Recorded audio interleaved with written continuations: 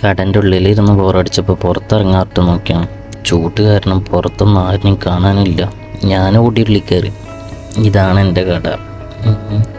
വെറുതെ ഇരുന്ന ഫോണിൽ കളിക്കലാണ് ഇങ്ങനെയുള്ള പരിപാടി.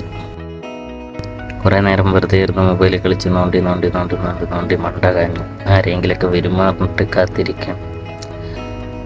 തലേ കൈ വെച്ചിരിക്കുക.